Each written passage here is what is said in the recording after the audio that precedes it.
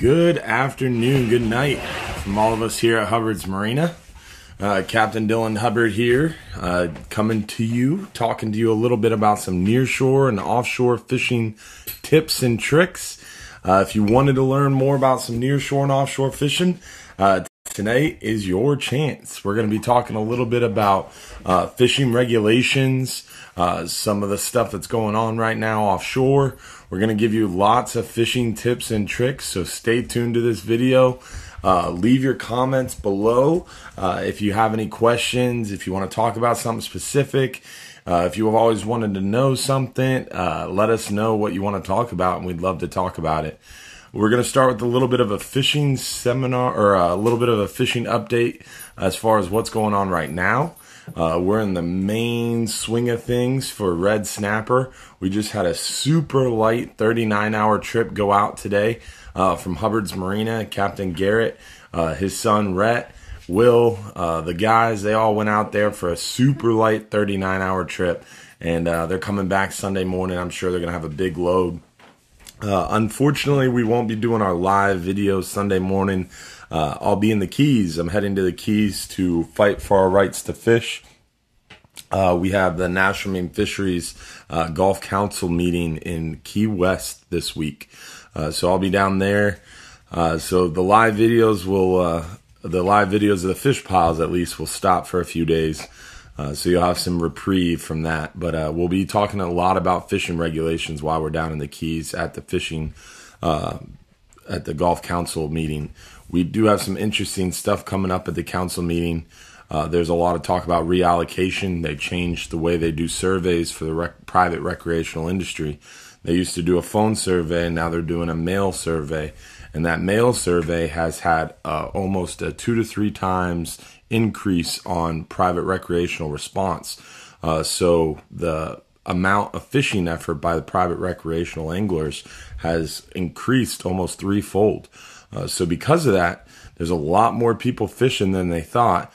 So that means there's going to be a lot more fish landed than they thought, which means the private recreational industry, private recreational sector has much more of an impact than they had estimated previously. So that should be a good thing in the long run for the private recreational industry. That could mean some reallocation. And that's what the Coastal Conservation Association, or CCA, is pushing for at this meeting. They're pushing for a reallocation, taking some of that commercial quota and some of that charter headboat quota and moving it to the private recreational side. So that could possibly mean shorter charter and party boat seasons with longer private recreational seasons, and also a reduction in the commercial fishing quota. So that should be interesting. Also, we have mangrove snapper. They're going to be talking a lot about mangrove snapper this upcoming meeting this week. They just completed a gray snapper, which is the scientific name. Gray with an A, not an E, is the scientific name for a mangrove snapper, and they just completed that stock assessment.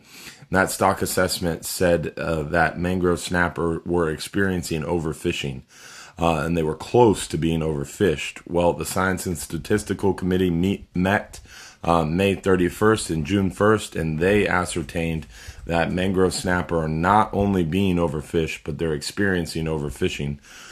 So the stock is overfished, and they're experiencing overfishing. So that should be very interesting this week to see how the Gulf Council reacts to the Science and Statistical Committee's assertions about that gray snapper stock assessment. So we'll be interested to hear about that. And then also the typical things we've been talking about at these meetings. For one being very important, the venting of fish.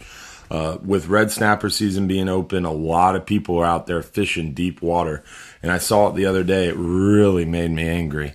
This guy posts these photos of him holding up red snapper, and every single freaking photo, there was dead fish floating behind his boat.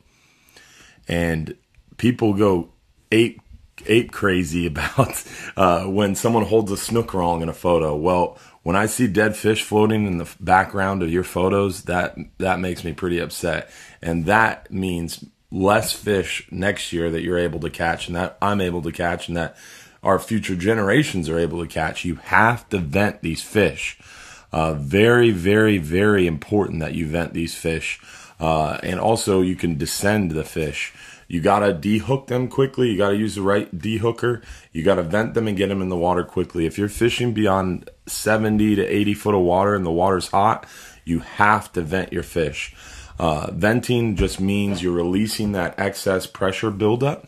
It's called barotrauma. When you reel a fish in from multiple atmospheres of pressure, that gas expansion in the belly of that fish is what causes that barotrauma, and the eyes will bug out. The swim bladder or stomach will come out of the mouth of the fish, and sometimes their scales will even stick up, and that's how you know the fish has barotrauma. And if you do not vent that fish, it's going to float away and die. And even if you do vent it, a lot of times they might die. So it's very important you get them back in the water quickly. Same idea with snook. I mean, right now snook are spawning. And I was yelling at a kid today. He's sitting there, he catches a snook, he lets it flop on the dock, it's beating itself up. He's sitting there posing for photos. It's a solid 45 seconds, and this kid is still walking down the dock to take another set of photos. It's like, dude, that thing is spawning. Get that back in the water.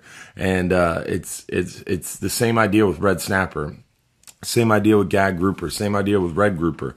If it's too short or if you're over your limit, if you don't get that fish back in the water very quickly, vented or descended, that fish is going to die. And the National Marine Fisheries says that 20% of the red snapper that we land and don't harvest, those are 20% of fish we discard, mean release, die.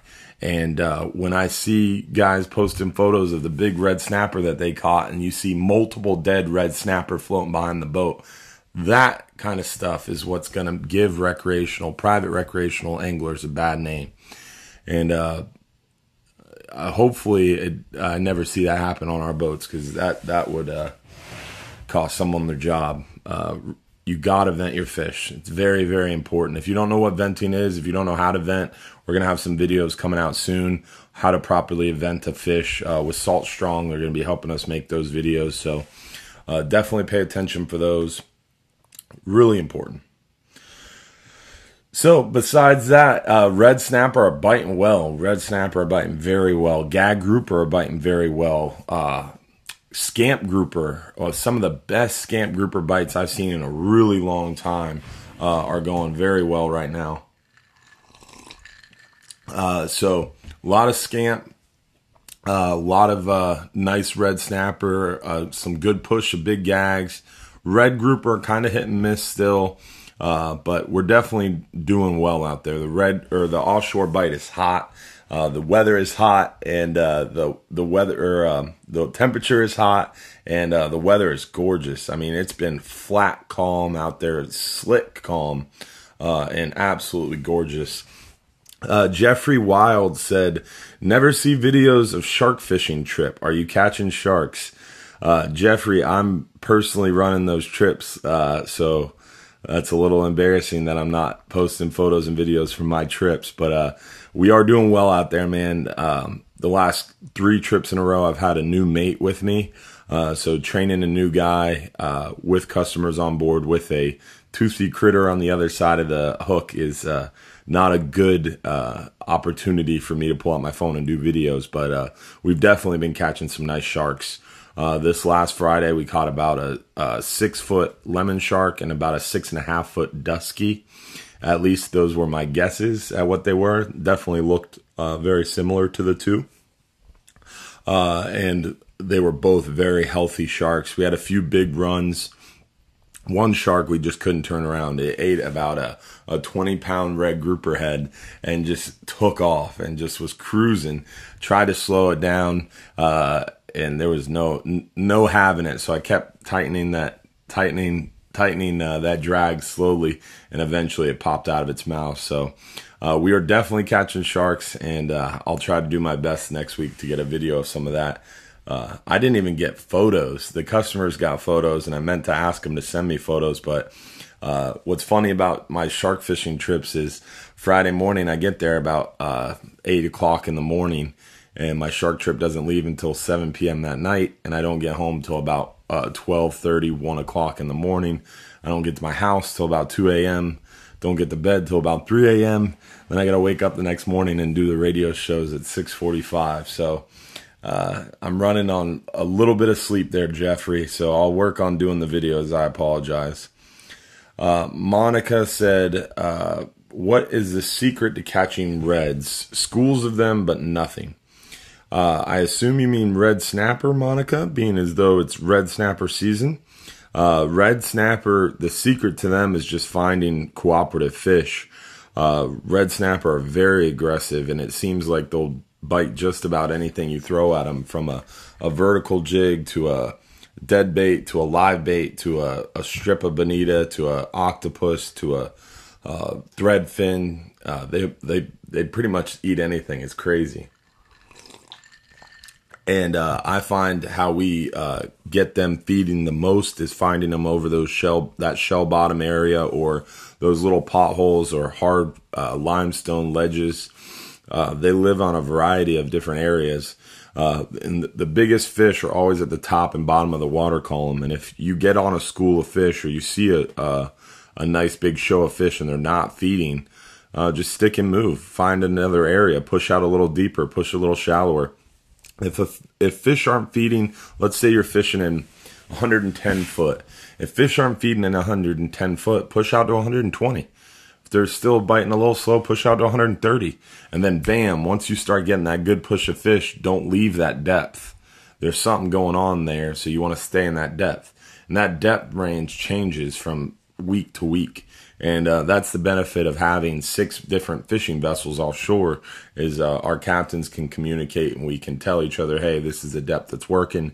Hey, this area has been producing well. This area is not producing well, etc. So that's what we benefit the most from at Hubbard's Marina, of having a large fleet, is we can stay on the fish very easily.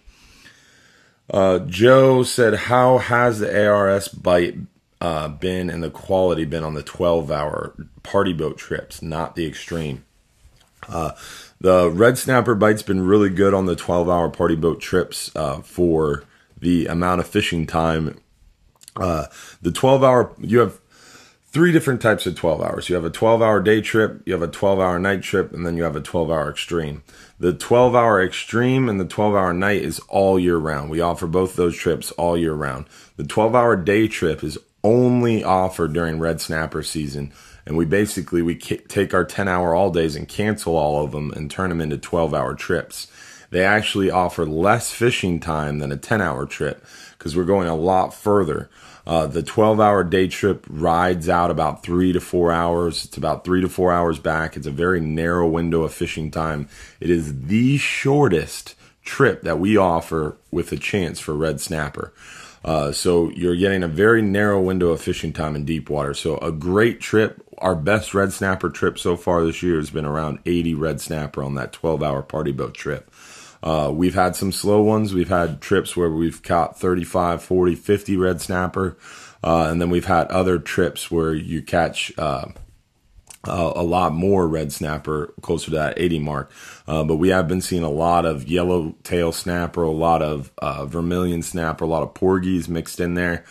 So definitely doing very well on the fish overall. But it's a narrow window of fishing time, and you definitely have to be able to capitalize on it. And Ross Cashin Bula, thank you, man. Thanks for tuning in. Let's see, next question here. Josiah Boaz Hall said, 2 years ago, Noah said 90% mortality rate. You're right, man. The mortality rate has gone down considerably since private recreational anglers, party boats, charter boats, we all started to catch on and start venting fish. When they made venting tools required, the mortality rate was lowered considerably.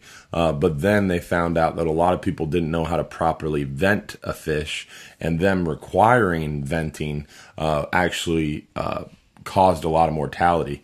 One thing, another pet peeve of mine is when you see someone vent a fish by poking the stomach or the air bladder that's protruding the mouth of the fish.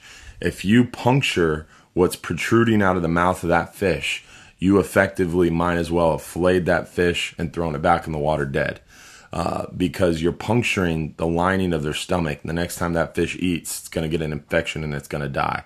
Very, very slim chance that that fish is going to survive. So you have to properly vent the fish. How to properly vent the fish is piercing that fish underneath the pectoral fin. That pectoral fin is the fin on the side of the fish.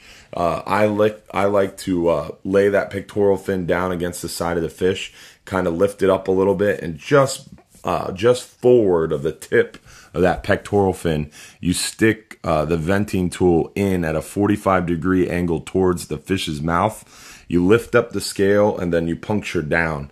And you want to make sure that that air, that pressure releases. And once you hear that pressure release, you feel the stomach of the fish get softer, and you feel that pressure release. And that fish almost gives you a sigh of relief. And you're able to throw that fish back in the water, and he's able to go back down to bottom easily.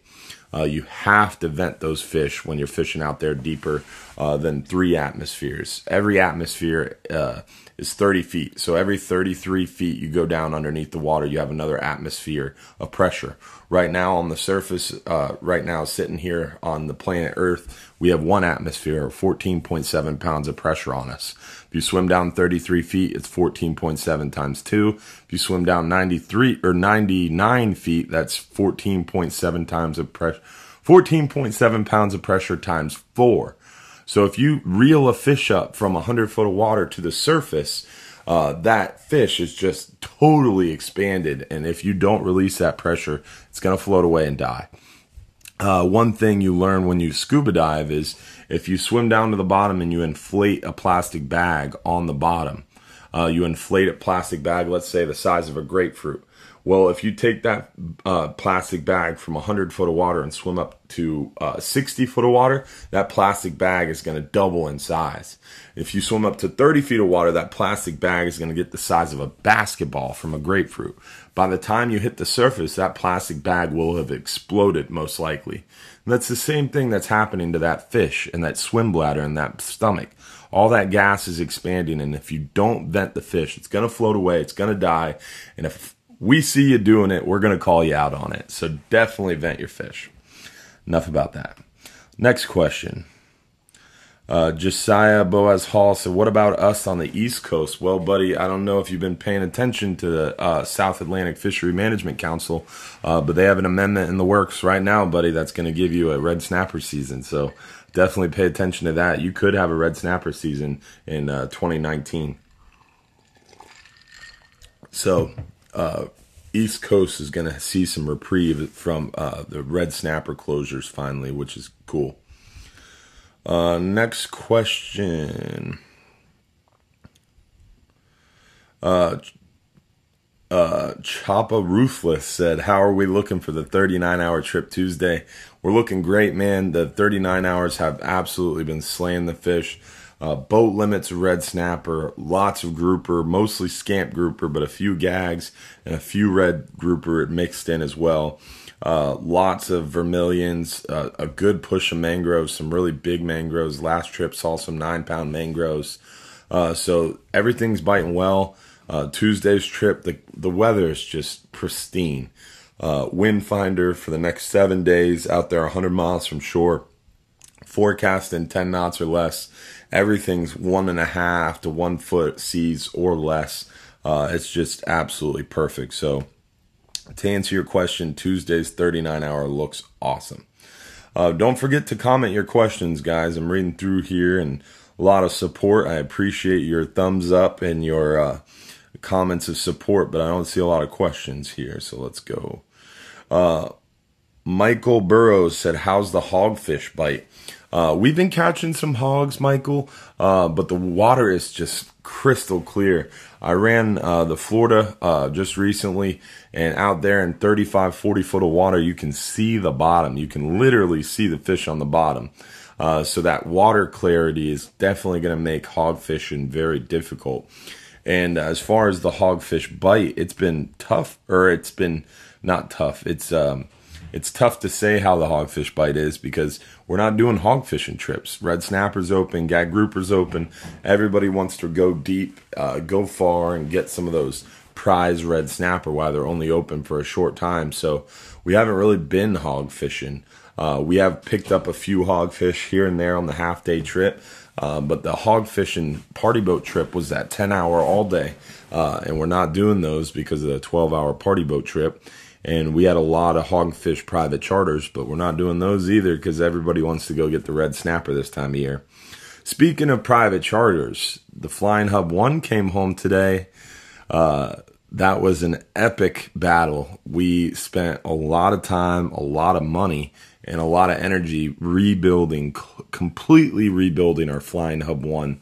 If you haven't seen our Facebook page today after the video, or open up another tab and open the Hubbard's Marina Facebook page, the Flying Hub 1 is looking sexy and has brand new decks, brand new gel coat, brand new paint job, brand new rebuilt Yanmar engines, brand new Mercury outdrives. They're racing outdrives. That boat gets down and dirty. We took 1,800 pounds off that boat. So it was fast. It was just as fast as the Flying Hub 2 and was a little quicker than the Flying Hub 2. Now I would imagine that it might even beat the Flying Hub 2 with those Mercury racing outdrives and 1,800 pounds less weight on the boat. That thing is bad to the bone. It's got the best fuel efficiency. We can do a 15, 18-hour deep drop. We can go 120 miles one way and back in that boat safely, and tons of fuel capacity. So the Flying Hub 1 is back in action, and there's tons of availability for red snapper season. If you want to do a 3, 4, 5, 6-person charter, the Flying Hub 1 is the boat to do it, and it's got tons of room left on it this red snapper season. So definitely hook up with Angela Hume and get your private charter booked. So let's see, next question here. Dan Christopher, for the 12-hour overnight mangrove snapper trip, what's a good second bait option? Captain Anthony said baby octopus is good in the evening or night, but maybe not for mangrove snapper. The baby octopus we sell in the shop has been a big favorite on our trips during the day and at night. Octopus is a killer bait, and the baby octopus makes a really good bait just because it's unique, you know? And it stays on the hook better than the squid. We used to get those squid strips. I love the squid strips, man. I miss the squid wings. Everybody misses the squid wings. They stayed on the hook better. They're cleaner. They didn't get the boat all dirty. But unfortunately, no one anywhere can find squid wings in bulk. So unfortunately, we're stuck with these whole squid, which some might think is a better quality, but anybody at Hubbard's Marina would say that it's a less quality. It's a thinner bait. It's harder to stay on the hook. It gets the boat super dirty, and it's really tough. So the baby octopus would work better than the squid. But I would say, Dan, if I was going on a 12-hour night mangrove snapper trip, I would bring 2 options. I would use my Daiwa Saltiga 2-speed high-speed reel with my Hubbard's Marina killer stick. A 2-speed reel is a mangrove snapper killer, and it gives me the flexibility to land bigger fish if I hook them. And then I would also bring like a 5000 series Quantum Cabo on a bull bay rod, nice light sensitive tip, good backbone, a reel with plenty of drag, and I'd be able to fish 2 types of bait. One would be my go-to, my thread fin plug, cut the head, cut the tail, trim the belly, salt them up, brine them on the way out there. And I would use that with a double snell rig on the 12-hour night mangrove snapper, probably a 4 or 5/0 double snell. I would debate that with myself on the way out there. And I would probably use a 40-pound fluorocarbon leader. I would do this, actually.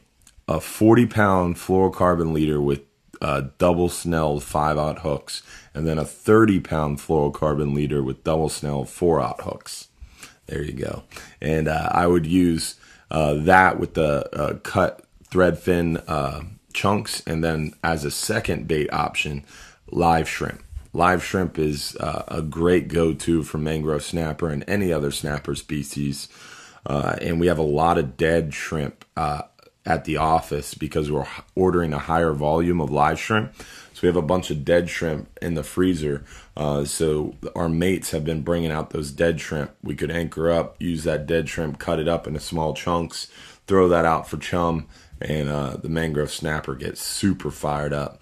I've been, the other day I had a super cute young kid. He was probably like maybe 4 years old, and his sister was like maybe 3 years old, and his mom and dad were out there fishing on the dock. They were from Missouri or some middle of the country place that they've never got to fish really. So they were fishing on the dock. The water was super clear. I took a half bucket of some dead shrimp, cut them up into small chunks, kind of chummed the dock, and the mangrove snapper were like piranhas, just tearing them apart.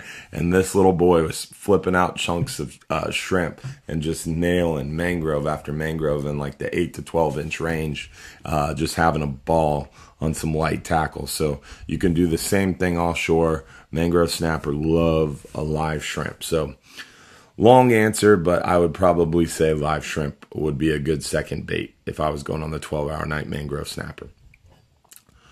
So let's see.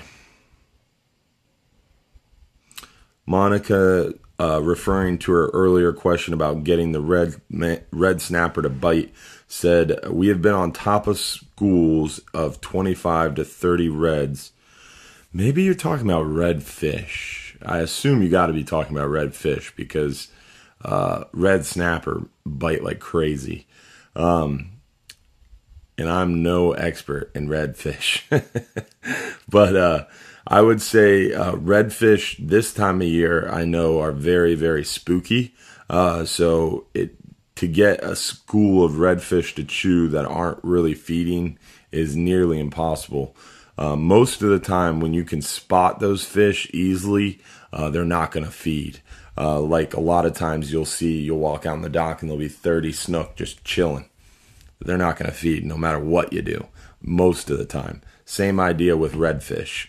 If you can spot redfish, this isn't talking about like in a tower boat and you're push-pulling up. But if you're idling by and you spot a school of redfish and your motor's running and you're 20 yards from these fish and they're not spooking, that they're just chilling for a reason and they're not going to feed for any reason.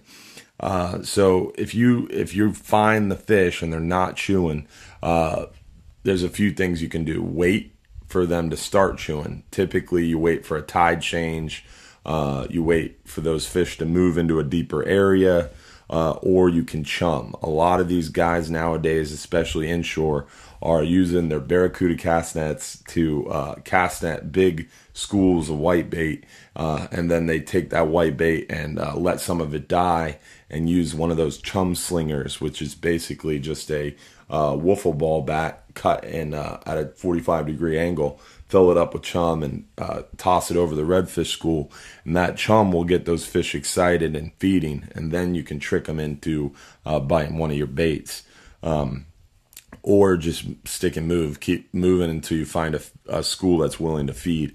But typically when fish are congregated like that, especially in shallow water where you can spot them easily, they're not going to feed. You got to go find that loner who's chilling. For redfish, I've always had the best luck for redfish early morning or just before sunset. And a lot of times around schools of mullet, you'll find some really big bull reds, especially at the back end of a school of mullet. You'll find some big reds, or around the oyster bars. But again, I'm not an inshore fisherman and by no means an expert. So hopefully I answered some questions there.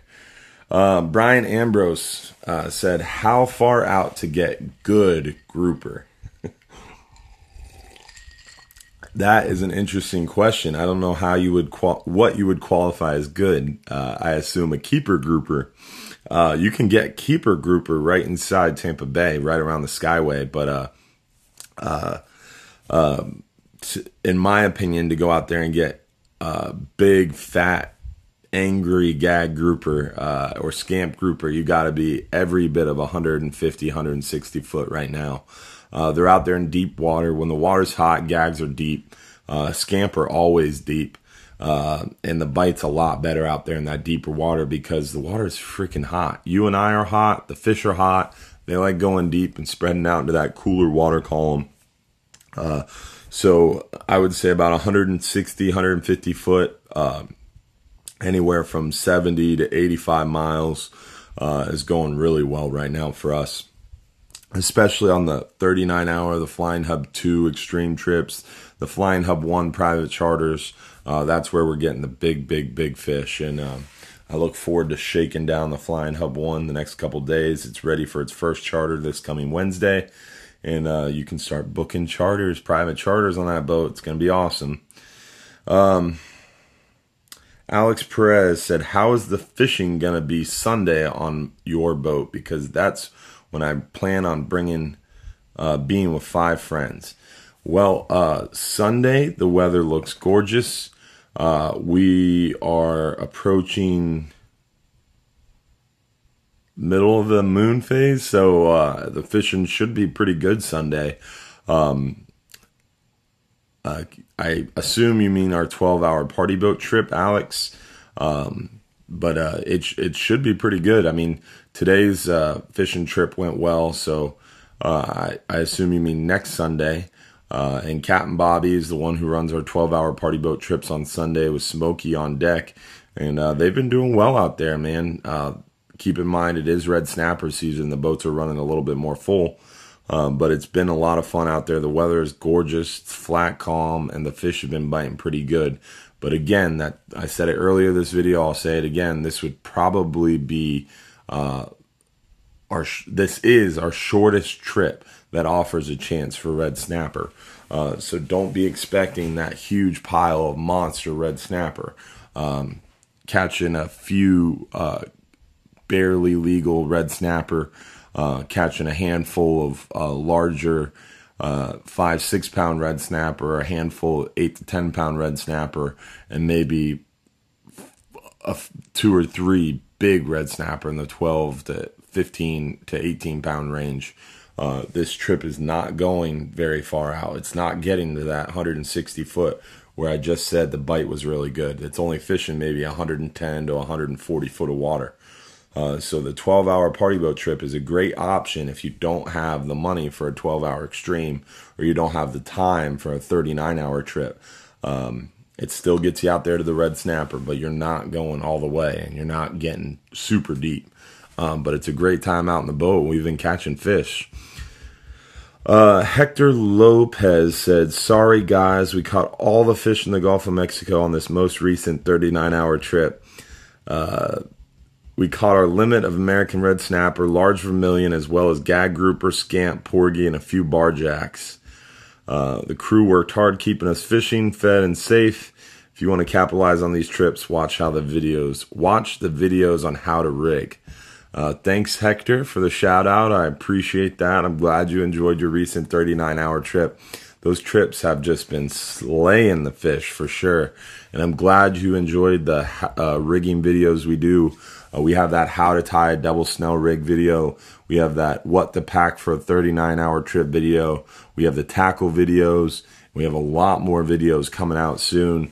So stay tuned to the Hubbard's Marina YouTube channel. If you haven't subscribed to our Hubbard's Marina YouTube channel, please do so. I'd appreciate it. So Sam Bone said, would you recommend to bring a pitch rod or flatlining a bait on the 12-hour snapper trip?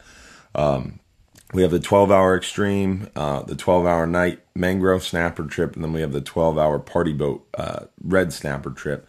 I assume you mean the 12-hour party boat red snapper trip, Sam. And no, I would not recommend bringing a flatlining rod because, again, it's red snapper season. These trips are running full. Especially Sunday trips have been full. Tuesday and Thursday, we've had some opportunities that haven't been completely full. But you cannot flatline, you cannot vertical jig on a full boat. It's just, it's not conducive. But you could bring a pitch rod. We have been seeing some mahi. Heck, last year, somebody caught an 88-pound wahoo on a pitch rod. So you never know what you're going to see swim by these party boats, and it's helpful to have a pitch rod ready.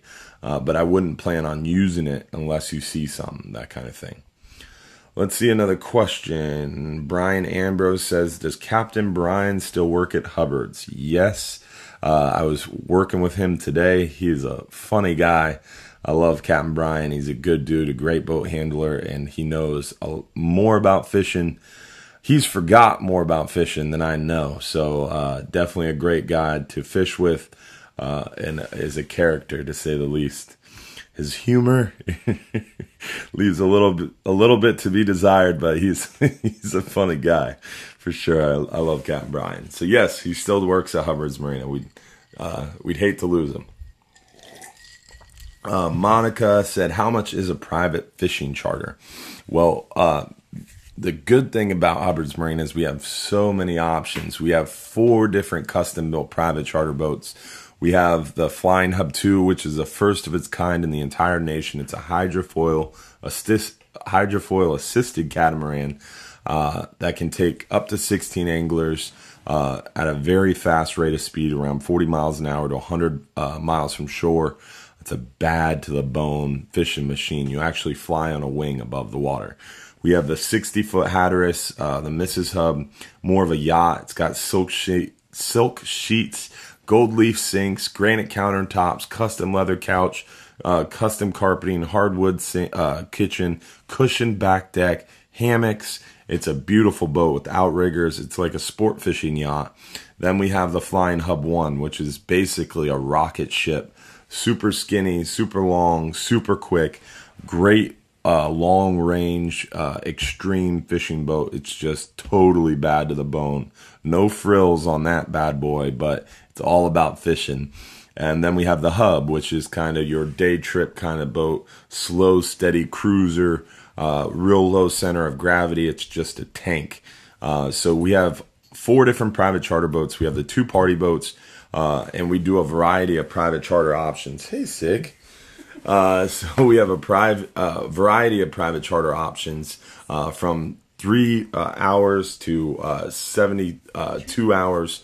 Whatever length of time you want to go, whatever boat you want to fish with, we have an option for you and your family to go get them. So to answer your question, how much is a private charter?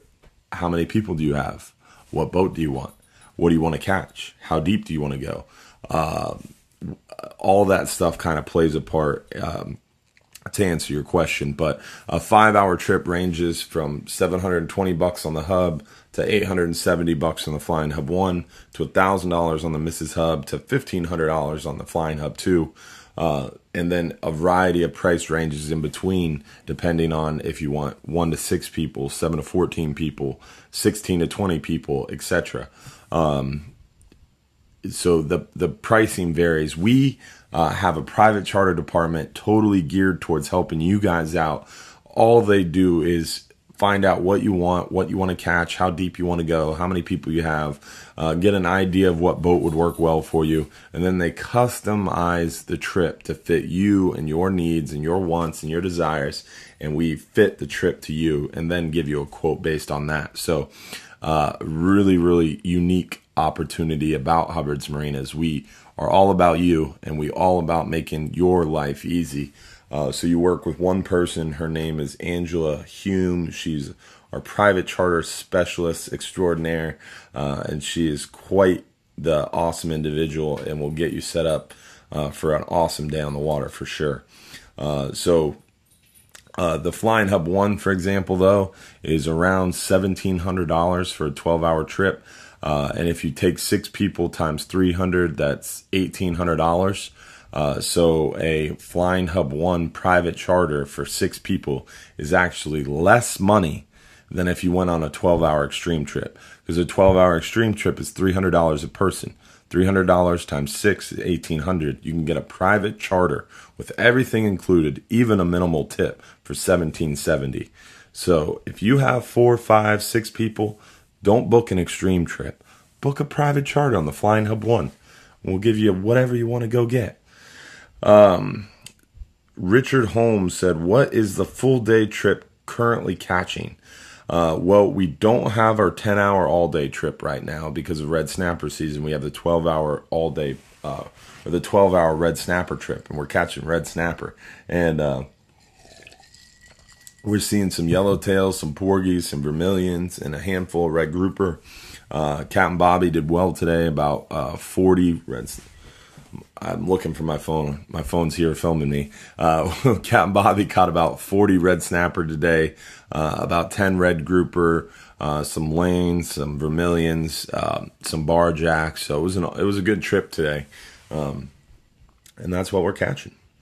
Nathan Sykes said, seems like every time I go offshore and get on some of my private numbers that took a lot of time to find, some idiot pulls up within 50 yards of where I'm fishing. What do you do to stop these thieves from taking your numbers? Nothing. Absolutely nothing, Nathan. These spots take a lot of time, a lot of energy, a lot of money. I'm in a unique position. I'm blessed to be the son of a sailor, and I'm blessed to work with a lot of really, really good captains, great captains, legendary captains that are more than willing to teach me more about fishing and to share with me some of their knowledge and fishing spots. And my father, really, really hooked it up. So I've found a lot of my own fishing spots over time. So I know how I feel about my fishing areas, but you can't stop. These boats nowadays, Nathan, they don't even gotta stop. They don't even have to come within 50 yards. 90% of those boats with trips, quads, they can go ripping by you at 50 knots, 60, 70, 80 miles an hour, and go 10 miles away from you and steal your fishing spot with those radars they have now. Ray Marine, Simrad, Garmin, Furuno, they make all the electronics to ping your GPS coordinates from miles away, even if that boat's going fast. So that boat that pulls up 50 yards from you is probably just an idiot, doesn't have good electronics, or possibly has the same number as you, because you don't have to go close to someone to steal their numbers, unfortunately. Myself, if I see another boat, I go the opposite direction. Unless I'm on a charter and I've gone to an area, and that's the area I plan to go. My whole day is revolving around fishing this one specific wreck, and there's a boat sitting on it. I might fish another piece of that wreck. But if it's an area of hard rock bottom and an area of ledges, I will see a boat and I will go to another part of that area. There's no reason to get close to each other. There's a big gulf out there. There's plenty of fishing spots. But to ask me, how do I stop someone from pulling up next to me offshore? You can't. You don't own the water. Luckily, on a charter or party boat, we have a little bit more protection because we have customers on board. So we're a passenger carrying vessel, so people can't get too close to us legally. But on a private recreational boat, you really can't stop someone from coming close to you when you're fishing. If you're diving, they can't come close to you. They can idle close to you, but they can't get within 50 yards. But that's still close enough to steal your fishing spot. What we do on our boats is we don't allow electronics or GPS devices on our trips of 10-hour trips, 10 hours or longer. But even then, if someone's going to be dishonest, someone's going to be dishonest. We've had people, good friends, people that I would invite to dinner, to Thanksgiving dinner at my house, bring GPSs on our boats, sit in the bathroom and steal the way we make a living on the water. So I don't trust nobody when it comes to my fishing spots or my book of numbers. And to say, how do you stop someone from stealing them? You can't. People, some people out there are just thieves, and it's unfortunate, but that's what it is, man. So just smile and keep it moving. That's all I can say to you, Nathan. You can't stop someone from running up on you and stealing your fishing numbers. Just smile and fish a new spot. Smile and wave. Definitely don't throw leads. I hate when people say that. Gregory Ramco said, I have Bull Bay real animals, 15 to 30 pound rod with a Florida fishing Products, Osprey 5000. Is that a good snapper combo? Yes, that's a great snapper combo, Gregory. I don't really like Florida Fishing Products reels, personally. They're great people. It's a great company. But I used their reel one time.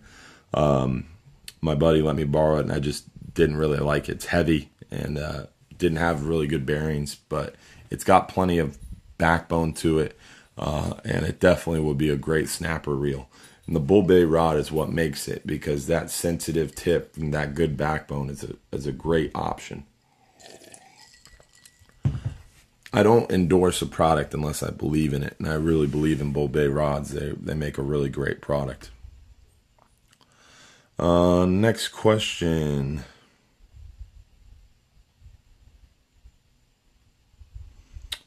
Ryan Smith said, when are the shark tours?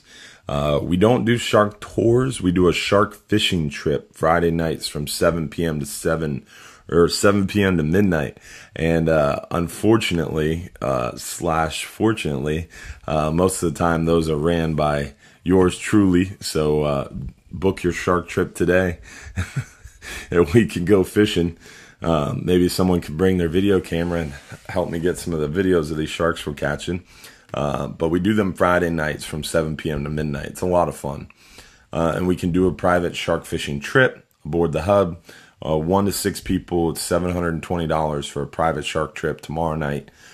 7 to 14 people, a private shark fishing trip would be $870. Those are starting prices depending on what you want, but that would get you the boat and all the tackle you need and all the dead bait you need for a shark fishing private charter. Justin Fowler said, just left Saturday, stopped by your shop to get bait, had a good day. Tuesday catching Spanish mackerel and snapper in Johns Pass. We'll be back in September. Was seeing guys kill the pompano. What would be a good rod setup? For pompano, a good rod setup. Your question was 7 foot, 8 foot, or 9 foot. I here in the central west coast of Florida, you don't need a surf rod. So that 8 foot, 9 foot rod, throw it out the window. I like personally a 6.5 to 7 foot rod. I'm 6.5, a little bit more than 6.5 foot tall. So a 6'6" rod is a little shorter than I am. And it makes it really easy for me to maneuver around because I know what doors it'll fit through without banging around the tip. And it's just an easy rod for me to transport. So I like that size rod. A 7 foot rod can cast plenty far. If you have the right type of rod, a 7 foot rod will cast a mile. So I wouldn't personally go more than a 7 foot rod.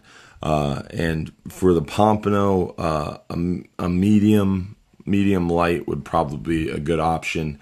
You want something that's going to be able to be sensitive, because with the pompano, you're typically either using a sand flea for bait or a naked ball jig or a docks jig.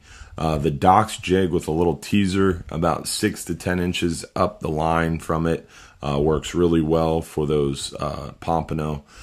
So that's how I would target the pompano. And the pompano bite best at the first part of the day or the last part of the day, but you can get pompano all day long as well. And it's all about making sure you're presenting that bait properly. In the central west coast of Florida, you're not casting west to straight off the beach as far as you can. You're casting parallel to the beach at a 60 to 30 degree angle, 30 to 60 degree angle. So I'm standing on the beach and I'm casting up the beach or down the beach, either north or south, and as it is the case here in the central west coast of Florida, parallel to the beach, because those fish are traveling in those troughs. If you've ever been to the beach and you're walking out into the surf and you fall down in that hole, that's the trough, and that's where the bait's going, that's where the fish are going, that's the pipeline, and that's where you want to present your bait. So hopefully that answers your question. James Tony said, what's the minimum depth you see red snapper? We see red snapper as shallow as 26 feet of water this past fall. I caught a red snapper inside the Veterans Reef. So I've seen red snapper very shallow. What's the minimum depth that I would fish with clients on board for a red snapper trip? I would say probably about 110 foot of water, 120 foot of water. They're biting really well out there in 150, 60 foot of water or more. 180 foot seems to be really hot right now. It's all about getting out there, right? Let's see. Philip said July 8th, 39-hour trip. How is the moon phase for fishing? The full moons this entire year is on like the end the month or the beginning of the next month. So July 8th you'll be are you serious right now, buddy? My dog's going crazy. July 8th you'd be on the pretty far back side of that full moon. You'd be getting a smaller moon. I think they call it a waning gibbous. So you'd be going from a full moon to a new moon. So the fishing should be really good July 8th. Plus that trip still has a super light load. That was another added 39-hour trip, just like this weekend's June 17th trip was. So it should be a super light load for you as well. So that'll be a great trip. Mo Man said, fish cleaning, what's the scoop? Fish cleaning, really simple. On our half-day trip, gray snapper or the white grunts are 3 fish for $1. Longer range trips, it's 25 cents a pound. So it's pretty straightforward. We have signs right on the dock, so no one's going to get ripped off or anything like that as far as what the fish cleaning prices are. If you book a private charter, fish cleaning is included. Party boat trips, fishing cleaning, you can clean them yourself. You can take them home, clean them later, or you can take advantage of the fish cleaning service that is offered by the mates or someone there at the dock, and it is 3 fish for $1 on the gray snapper and 25 cents a pound on the larger fish. Michael Burrows said, are the full moon and new moon snapper trips running this time of year? Yes, I assume you're talking about the night mangrove snapper trips, those 12-hour night mangrove snapper trips that run Friday night from 7 p.m. to Saturday at 7 a.m. They start sometime in April, and then they run until September. So yes, we are running them. We have another one coming up this Friday, and then we have another one. What day is it? Red snapper season. I don't even know what day it is. We have one this Friday, June 22nd. We have another one Friday after, June 29th. So yes, we are running the 12-hour night mangrove snapper, and we have one this week. Next question. Oh, Angie's tuned in. She gave her phone number for you guys looking for charters. Let's see if another question.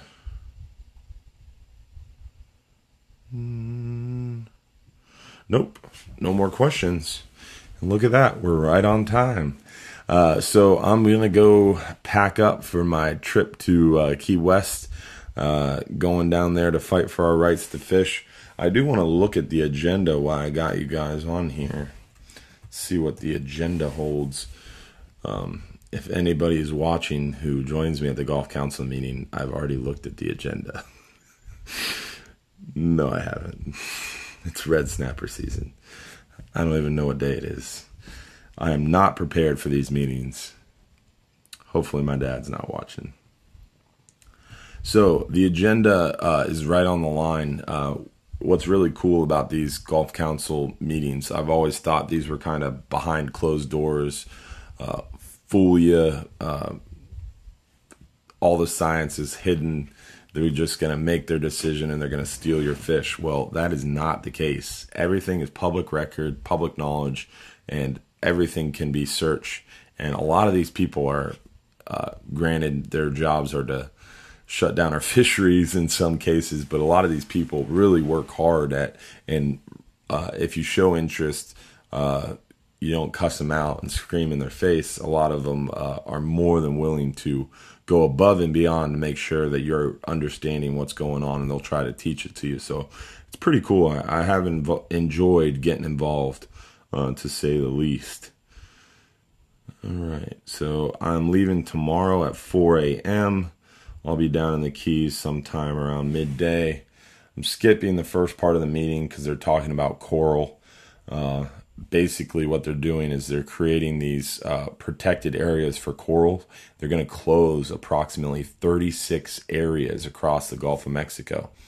So that's not cool. They're creating this precedence. They're trying to protect deep water coral that takes a lot of thousands of years to grow. So they're going to close these areas because of the presence of these deep water corals. And in my opinion, that's opening the door to a very slippery slope. If you allow the environmental groups to rally and close these close these areas because of this coral presence, what's to stop them from saying, well, now this area in Tampa Bay, I found coral there, let's close that too. So unfortunately, looks through like Coral Amendment 9 is moving forward, and it's gaining support, and it looks like it might pass, and that's going to definitely close some fishing areas in the Gulf and could set a precedent for more closed areas, unfortunately. And then later Monday morning, they're talking about coastal migratory species. So that is talking about mackerel, kingfish, and cobia. Probably going to see some, yep, there it is. Modifications to Gulf cobia size and possession limits. Knew that was coming. This is an options paper they're going to be talking about Monday morning from 9:30 to 10:30 a.m. So that means they're going to present options to the council for modifying the size limit and possession limit for Gulf cobia. So anybody fishing in the Gulf of Mexico for cobia, look for changes coming. Then they're going to be talking about CDAR, which is our stock assessments. That'll be interesting. And by interesting, I mean not. Then they're going to be talking about sustainable fisheries. Sustainable fisheries. That's what I'm going to be definitely trying to make it for. That starts at 1:15 after the lunch. Definitely going to want to make it there for that, because that's when we're going to be talking about our venting tools and our descending devices. Really, really important to promote the use of venting instead of descending. They talked about making descending devices mandatory. So if you went out in the party boat, you would literally have to have a rod with a descending device and then a rod you're fishing with. So you catch a fish and you would have to take that fish off the hook, hook it to your descending device, drop that fish to the bottom, reel up that descending device, put that rod away, and then switch back to fishing. Let me know how you think about that in the comments. So we're going to continue to push for venting tools instead of descending devices for that reason. They're going to be talking about aquaculture. I don't know, not many people like hearing this, but our commercial fishery is a boutique fishery. Commercial fishing is important. Commercial fishing needs to continue. But commercial fishing does not feed the nation. A lot of commercial fishermen, a lot of recreational guys who don't know a lot about fishing regulations or fishery rights, they'll just say, oh, commercial fishermen are the problem. They're the reason that we don't have our red snapper days. They should shut down commercial fishing. Well, that's uninformed. And commercial fishermen are the ones who started going to these meetings and fighting for their rights to fish a lot longer before any recreational guys were involved. But they come back, and some of those undereducated commercial guys will come back and say, well, we're the ones who put fish in the restaurants. No, you don't. No, you don't. Commercial fishermen do not put fish in restaurants. Commercial fishermen put fish in maybe 5% of restaurants. And those restaurants like Salt Rock Grill, Sea Critters, most families can't afford to eat at those restaurants. And if you can, you don't eat there every night. So our commercial fishery is a boutique fishery. Aquaculture, that's what feeds America. That's what puts fish in restaurants. And that's what needs to be explored. They're going to do their first aquacultural study here in the Gulf of Mexico, right off our coast, off of Sarasota. They're going to be growing Almaco jacks off the coast of probably, I think they were talking about Boca Grande at first. Now they're talking about like Sarasota area. And those fish are actually Almaco jacks that we caught at Hubbard's Marina with Mote Marine Lab.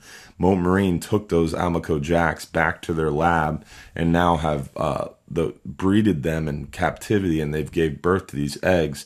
They're going to take those eggs offshore and raise these fish in a net. Finally just got approved, first ever aquaculture EFP in the Gulf of Mexico, and that is what feeds the nation. And someone commented it that all those fish are imported, and that's true. A lot of our aquaculture fish, McDonald's, all those fish, those are farm-raised fish that are imported from other countries.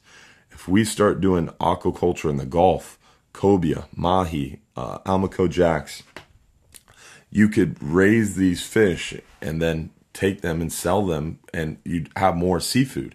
And they wouldn't be taking seafood out of our stock. They'd be taking seafood out of these pens, and our fishery would really be more robust, because all those aquaculture pens are fads. They're all going to attract bait, attract fish, and create a great fishery. Essential fish habitat. I mean, just aquaculture is pretty cool. Then they're going to be talking about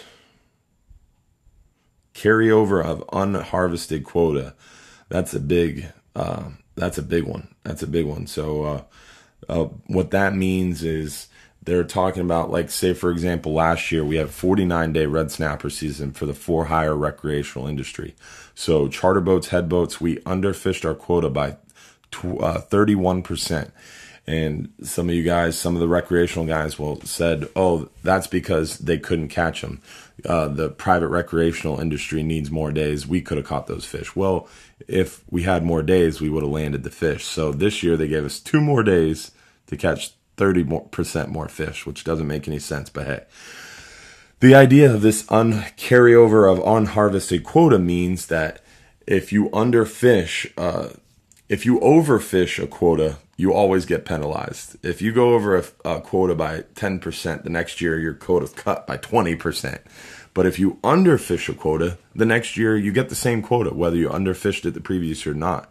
This carryover would say if you underfished your quota by 30% this year, your quota the next year is increased by 30% because you didn't catch them last year. So that carryover of unharvested quota is huge, and I'm definitely going to be pushing that, because that'll be really cool to see those quotas go up because we didn't catch our quota, which is important. Then Tuesday, we're going to be talking about reef fish landings. So a lot more information about the hogfish stock assessment. Then bam, they're going to be talking about the mangrove snapper stock assessment. That's going to be huge Tuesday morning. You got to drink my coffee that morning, because they're going to be making some changes, because that mangrove snapper stock assessment, they came back and the Science and Statistical Committee said that mangrove snapper stock is overfished and they're experiencing overfishing. So there's probably going to be some mangrove snapper season changes, maybe even bag limit changes, maybe even minimum size limit changes coming out of this. So going to be a real important meeting Tuesday. Then they're going to talk about the red snapper stock assessment, which will be interesting because that is huge. They changed red snapper for being considered overfished. Now they're not overfished anymore. So seriously impressive change to red snapper. So the red snapper stock assessment was really good. Then they're going to be talking more about the Science and Statistical Committee. They're going to be talking about modifying the annual catch target for red snapper for federal for-hire and private recreational. That'd be cool, because what the annual catch target is real quick, easy example is, let's say you have 100 pounds, or the let's say there's a stock assessment done. The Science and Statistical Committee says, all right, from the stock assessment, you can catch 100 pounds of red snapper this year, and that's your overfishing limit. So your OFL. And if you catch more than 100 pounds of red snapper, you're going to kill the fishery. So your overfishing limit's 100 pounds of red snapper. Well, because of scientific uncertainty, they're going to set a buffer, and then they're going to give you an allowable biological catch limit. So your OFL is 100 pounds. They're going to set a 20% buffer. Now you have 80 pounds of red snapper left. That's your ABC. Now the Gulf Council can come in and say, all right, we accept the Science and Statistical Committee's ABC. We're going to set our annual catch limit, or ACL, set equal to the ABC. They don't do that ever. They typically go lower to be conservative and make sure that they don't overfish. So they're going to come in and set their ACL with a buffer below the ABC. So now your 100 pounds of red snapper at the OFL was turned to 80 pounds of red snapper at the ABC because of a buffer. Now the Gulf Council is going to come in and set their ACL at a buffer. Now you're down to 60 pounds of red snapper. And then because red snapper is constantly getting overfished, they instituted an ACT, or an annual catch target, which is another buffer. So then you go down, your 100 pounds of red snapper is now 60 pounds or 40 pounds of red snapper, you know? It's just quantifiably smaller because of those buffers. So if they talk about modifying the annual catch target for red snapper, that's a good thing. Hopefully they modify it. And then Wednesday, what are we talking about? Oh, roadmap of ecosystem-based fisheries management. That'll be interesting. Right now they do these stock assessments and they only look at certain fish. Ecosystem-based management would look at the entire fishery. For example, when they started bringing red snapper back and red snapper rebounded, all right, great, we've rebuilt red snapper. Yay, now there's red snapper everywhere. But now red grouper's going down. Now mangrove snapper's going down. Did us bringing red snapper back up perhaps affect these other fish? They're not looking at them in the same light. So ecosystem-based management would look at the entire Gulf as a whole and take all those unintended consequences and try to weigh them out. So ecosystem-based management is much more complex, much more hard for science models to deal with, but it would be a lot better for our fishery. So it'll be interesting to see what they talk about as far as ecosystem-based management. Then they'd have the Spiny Lobster Committee, which honestly I typically sleep through. I'm not a lobster guy. This isn't the Keys. But being as though this meeting's in the Keys, I bet that's going to be a well-attended part of the meeting. Then Wednesday, mid-morning, they talk about Outreach and Education Committee, which I was a part of. They invited me to join, which was pretty cool. And they're going to be talking about descending and venting policy, which I was there and helped try to mold that, because we definitely don't want descending devices mandatory. We want to have the flexibility to be able to vent a fish or descend a fish. And on small group charters, descending a fish is viable, but on a party boat sending, you can't descend every fish. It would be illegitimate, and just you'd kill fish trying to descend them instead of venting. But very important that you either vent or descend your fish. And if you don't know what that is, please ask me. Stop by the shop. I'll be so happy to personally show you how to vent a fish. And again, Salt Strong, they're going to be coming out with that video soon where I show you how to vent a fish. So that's pretty cool. They're going to be summarizing all the stuff that happened at that Outreach and Educational Committee, which they held in downtown Tampa there, and I attended at the main office. And it'll be interesting to see what comes of that as far as descending and venting, and what they make mandatory and don't make mandatory, and what their policy becomes. And then Wednesday afternoon is a bunch of presentations, and then public comment. Public comment is always interesting. A bunch of commercial guys, a bunch of environmental guys, a bunch of charter captains, party boat captains, and private recreational guys all stand up and say, this is what I want. Nope, that guy was wrong. This is what I want. Nope, that guy was wrong. This is what I want. It's definitely very interesting to see. And then Thursday is the full council, which is basically just a summary of all the stuff that happened and then where they actually make the decisions. When I first got into this, I only attended the first 3 days and I skipped the full council. Well, if you don't attend the full council, you don't know what the final decision is on all the stuff they talked about in the first 3 days. So definitely going to be attending the full council from here on out. So that's a little bit of a summary of what's coming up the next couple of days at the Gulf Council meeting. So I'll be interested to see all that. Let me see if we came up with any questions and we'll close up.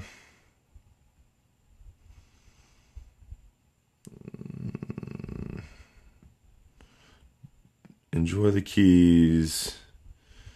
Thanks, Phil. I'll enjoy the Keys and I'll say hi to Sig for you. Monica asked if Jeff Ballard is back. Jeff is not back, unfortunately. Weighs on my heart pretty heavy. Unfortunately, he's not back. He's still not doing too well. He's out and about. He's doing well in a sense, in every sense of the word, except for the fact that he's not cleared to work.